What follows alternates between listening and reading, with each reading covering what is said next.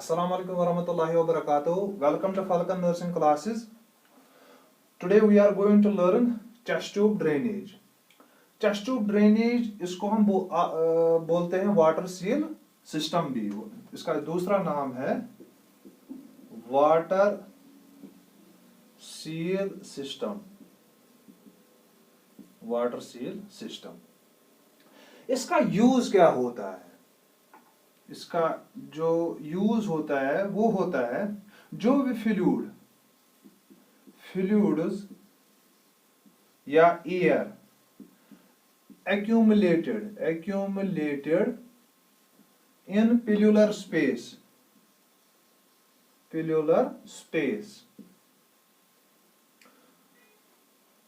which results in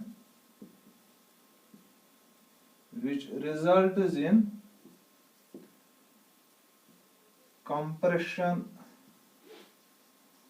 of lungs और collapse of lung।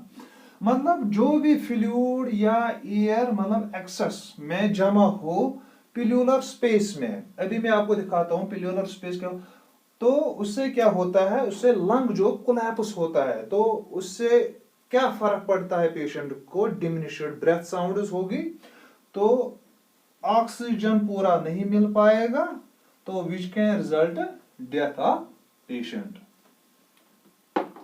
जैसे कि ये हमारे जो लंग्स होते हैं,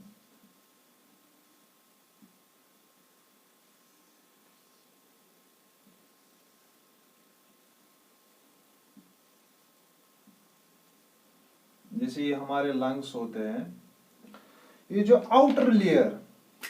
आउटर कवरिंग जो होती है लंग्स की, इसको हम बोलते हैं पैराइटल प्लेयूरा, और जो इनर कवरिंग होती है उसको बोलते हैं विसरल प्लेयूरा। इनका काम क्या है? और जो ये बीच में होती है, ये जो स्पेस जो बनती है, इसको हम बोलते हैं पैराइटल प्लेयूरल स्पेस। इसमें फ्लूइड होता है। फ्लूइड का मतलब जो फ्रिक्शन, लंग्स की फ्रिक्शन जो होती है उसको ये मतलब कम करती है। वो जो नॉर्मल होता है वो होता है 5 to 10 ml। जो प्लेयूरल फ्लूइड होता है, नॉर्मल वैल्यू होता है इसका 5 to 10 ml। अब क्या होता है, जो ये विसरल लेयर होता है उसका जो इसका इनवर्ड फोर्स होता है, ये लंग्स को ऐसे कंप्रेस करता है, और जो ये पैराइटल ये लेयर है इसका आउटवर्ड फोर्स होता है। ये चेस्ट वॉल के साथ अटैच होता है, तो क्या होता है, बीच में ये जो स्पेस बनती है इसमें नेगेटिव प्रेशर डेवलप होता है। नेगेटिव प्रेशर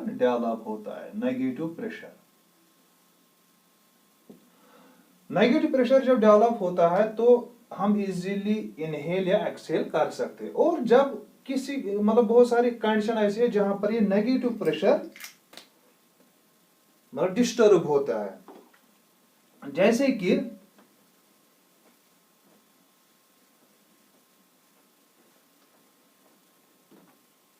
पहली कंडीशन निमोथोरैक्स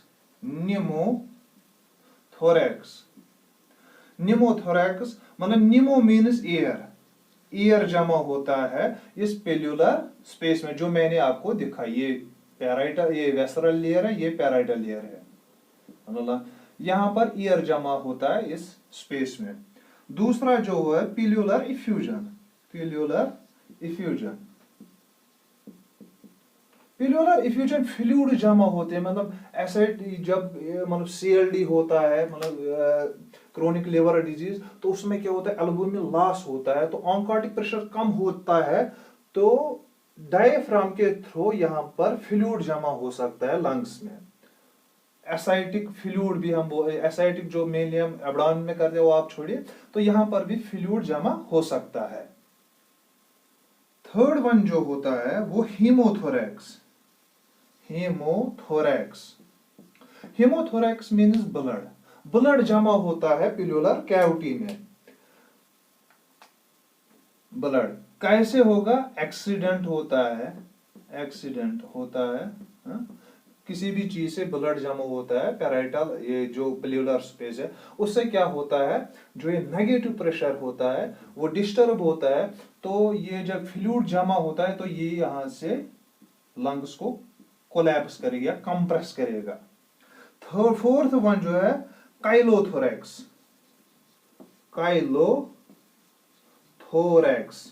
काइलोथोरैक्स मतलब क्या है? ये जो लिफ होता है, लिफ फ्लूइड, वो जमा किसी सीरियस कंडीशन है, वो जमा होता है इस प्लूरल कैविटी में। अब हम ये पढ़ेंगे, अब हमको चेस्ट ट्यूब डालना है। चेस्ट ट्यूब डालने के लिए हमें अलग अलग इंटरकोस्टल स्पेस चूज करनी है फॉर डिफरेंट कंडीशन। ये जो निमोथोरैक्स है, निमोथोरैक्स के लिए हम 2 to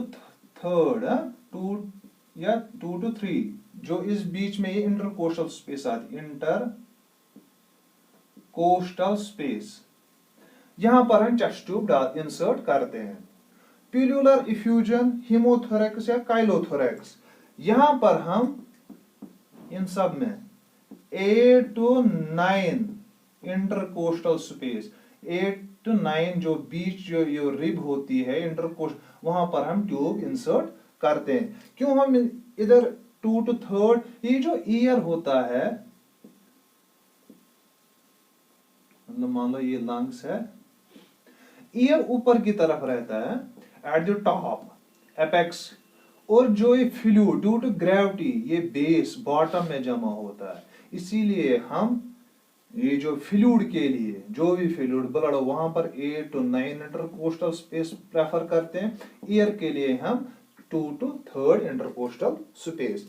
और एक कंडीशन है, मतलब अगर किसी को लोबेक्टोमी हो गई होगी, लोबेक्टोमी मतलब एक लोब निकाला हो, जो भी सर्जिकल, उसके लिए हम 5th इंटरकोस्टल स्पेस हम प्रेफर करते हैं। मतलब सर्जरी की गई होगी पेशेंट को, मतलब 5th इंटरकोस्टल स्पेस में हम इसको ट्यूब डालते हैं।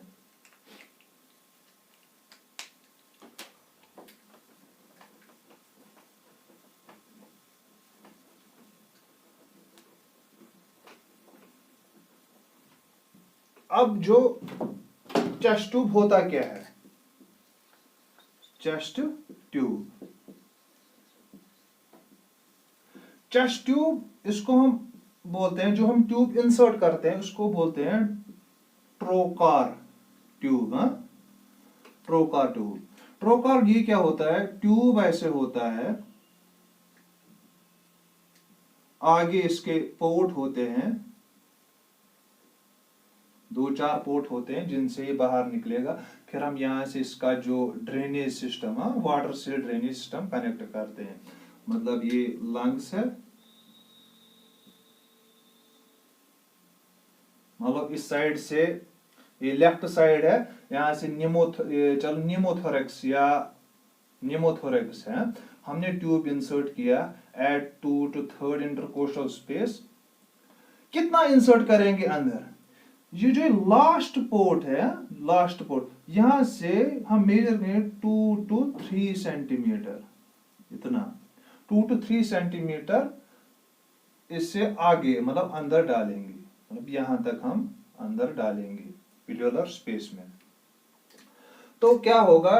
तो यहां से जब हमने ट्यूब डाला तो ट्यूब के साथ यहां पर एक कनेक्ट होता है, ऐसे होता है, इसको हम बोलते हैं हेलमिच वैल्यू का क्या मतलब? इसका एक यूज है, क्यों हम इसका वन वे यूज है, वन वे होता है। मतलब अगर यहां से ईयर या फ्लूइड जाएगा अंदर, ये यहां से इसको कनेक्ट होता है वाटर सील, यहां से फ्लूइड यहां पर जमा होगा, एयर जो भी है एक्यूमुलेटेड फ्लूइड जो वहां वो यहां पर जमा होगा। कभी कभी क्या होता है, एयर वापस भी जा सकता है अंदर, तो ये नेगेटिव प्रेशर इंटरफेयर करेगा।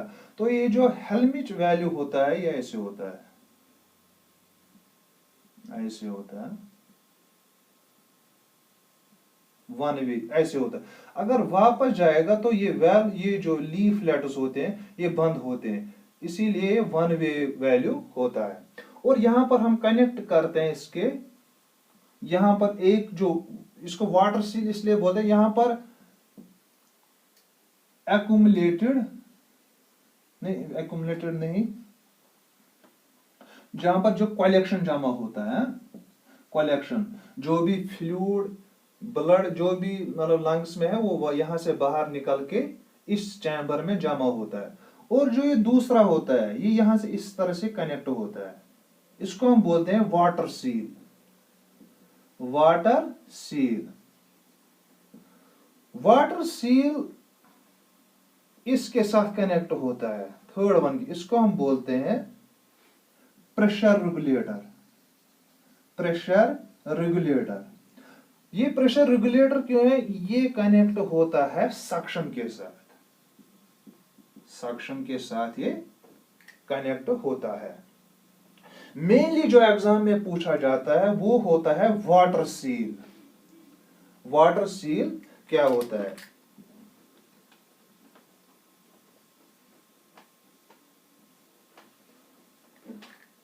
मतलब ये तीन हम चैम्बर बनाएंगे इसके, ये तो जो कलेक्टर है जिसमें ये कलेक्शन, वाटर सील, यहाँ पर हम वाटर रखेंगे, और ये जो प्रेशर वाला है, प्रेशर रेगुलेशन वाला, ये इसको हम सक्शन के साथ कनेक्ट करेंगे। इसको 20 सेंटीमीटर लेवल तक पानी रखना है, इसमें मेजरिंग होती है 20 सेंटीमीटर प्रेशर वाले में, इसमें भी वाटर रखना है। तो क्या होगा, जो यहाँ से आपका ये जो एक्यूमुलेटेड जो भी होगा फ्लूइड एयर जो भी, वो इस कलेक्शन में जमा होगा। तो यहाँ से क्या होता है, सेकंड ट्यूबिंग वो जाती है इस वाटर सील में, वाटर सील चैम्बर में। वाटर सील चैम्बर से एक और ट्यूब निकलता है, वो जाता है प्रेशर में, वो जाता है इस प्रेशर चैम्बर में। मेनली जो सबसे ज्यादा क्वेश्चन आते हैं वो आते हैं वाटर सील का पर्पस क्या है, जो एयर जो है वो वापस ना जाए लंग्स में, फिर से इंटरफेयर करेगा नेगेटिव प्रेशर को। अब साइज क्या होता है इस टेस्ट ट्यूब का, देखो अडल्ट के लिए 28 to 32 फ्रेंच, ये हम अडल्ट के लिए लेते हैं। 1 फ्रेंच, ये French 1 French equal to 0.33 mm के बराबर होता है। ये कभी कभी एग्जाम में पूछा जाता है। और चाइल्ड के लिए हम लेते हैं 18 फ्रेंच, और न्यू बारन के लिए हम लेते हैं 12 to 14 फ्रेंच।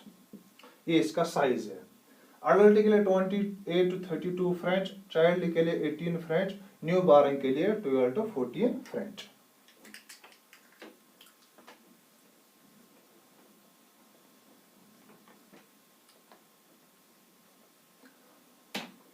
अब चेस्ट ट्यूब हमने लगाया पेशेंट को, अब आपको एज ए नर्स अब आपको किन चीजों को नजर रखनी है। इस जो वाटर सील होता है, वाटर सील जो सेकंड वाला होता है, सेकंड से सारा कुछ इसी पे डिपेंड होता है। पहला आप देखोगे, आपने जब इंसर्ट किया ट्यूब, बबलिंग आप बबलिंग देखोगे इसमें। बबलिंग किस तरह की हो, इंटरमिटेंट, मतलब आहिस्ता आहिस्ता, कंटिन्यूअस नहीं होगी, कंटिन्यूअस बबलिंग नहीं। अगर इंटरमिटेंट बबलिंग होगी तो नॉर्मल फंक्शन कर रहा है चेस्ट ट्यूब। अगर कंटिन्यूअस बबलिंग आपने देखी, कंटिन्यूअस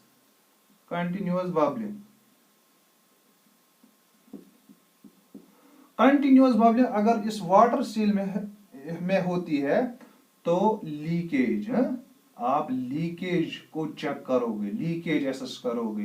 अगर आपने लीकेज को देखा तो आप फिर क्या, नेक्स्ट स्टेप क्या होगा आपका, नोटिफाई फिजिशियन। क्वेश्चन आता है कि कंटिन्यूअस बबलिंग होती है, एज अ नर्स आपने देखा है कंटिन्यूअस बबलिंग होती है इस वाटर स्टील ड्रेनेज में, तो आपका स्टेप क्या होगा, नेक्स्ट स्टेप क्या होगा, तो नेक्स्ट स्टेप होगा आप leakage check, air leakage check आप करोगे। सेकंड जो होता है वो होता है ऑसिलेशंस, ऑसिलेशंस मतलब फ्लक्चुएशंस, फ्लक्चुएशंस।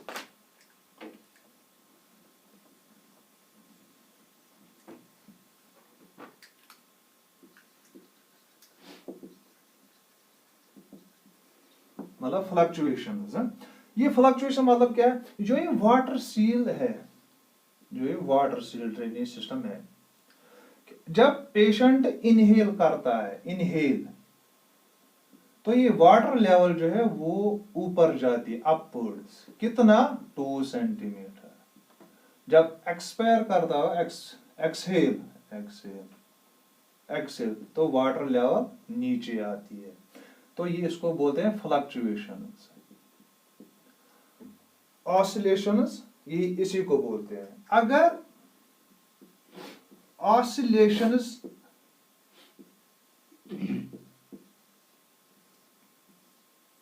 आपने नहीं देखा, इधर ऑसिलेट नहीं हो रहा है, ये फ्लूइड ये नहीं हो रहा है, तो आप क्या देख, एज एन नर्स क्या देखोगे आप, पहला ब्लॉकेज मत है, ब्लॉकेज या किंक, किंक मत हो, या इसका और एक मतलब भी है, ये जो लंग्स जो है ये पूरे एक्सपेंड, जो मतलब कंप्रेस हो गए, कोलैप्स हो गए, वो फुली एक्सपेंड, फुली एक्सपेंड हो गए होंगे। ऑसिलेशंस, अगर ऑसिलेशंस नहीं देख तो किंक, और अगर लंग्स फुल एक्सपेंड, और अगर ये मतलब ब्लॉकेज नहीं है तो या उसका मतलब है लंग्स फुली एक्सपेंड हो गए हैं। थर्ड वन जो है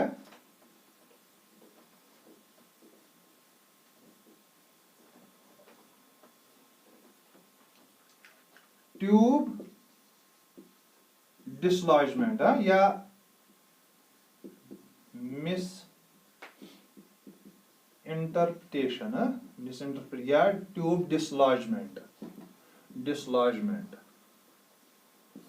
अगर मान लो ये ट्यूब, आपने ट्यूब यहां से लगाया है, अगर ये यहां से डिस्कनेक्ट हुआ, मतलब ये ट्यूबिंग जो है ये यहां से डिस्कनेक्ट हो गई, या यहां पर जो हेलमिज मैलेवर है, ये हेलमिज वालो है, यहां से डिस्कनेक्ट हो गई, तो एज ए नर्स आप क्या करोगे, एज ए नर्स आप क्या करोगे, ये जो ट्यूब है इसको आप स्टीराइल वाटर और स्टीराइल एनएस में डालोगे, हाँ, तो आप एनएस या जो भी लाओगे एनएस, तो ये ट्यूब जो है ये आप उसी में डालोगे, एनएस यहां से। अगर डिसलॉज, अगर यहां से ट्यूब जो अंदर से अगर बाहर निकला, तो एज ए नर्स आप क्या करोगे उस टाइम, ट्यूब डिसलॉजमेंट, इसको हम बोलते हैं डिस्कनेक्ट भी, क्वेश्चन में आएगा, ट्यूब इज डिस्कनेक्टेड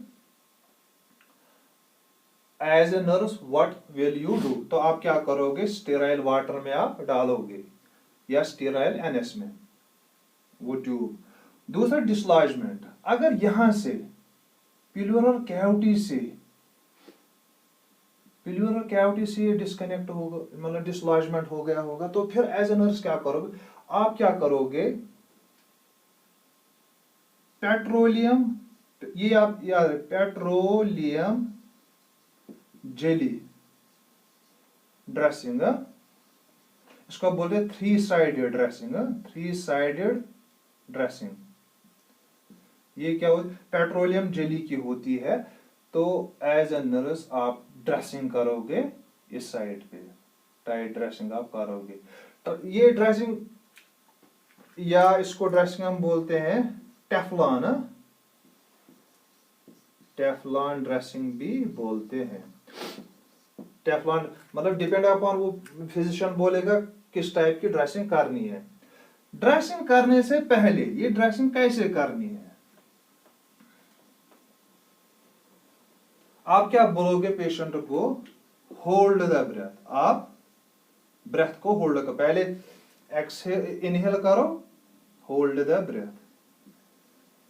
जब वो ब्रेथ होल्ड करेगा तो आपको ये ड्रेसिंग करनी है उसी टाइम, या हम बोलते हैं वाल सलवा मैन्योर। तो उस टाइम आपको ये ड्रेसिंग करनी है।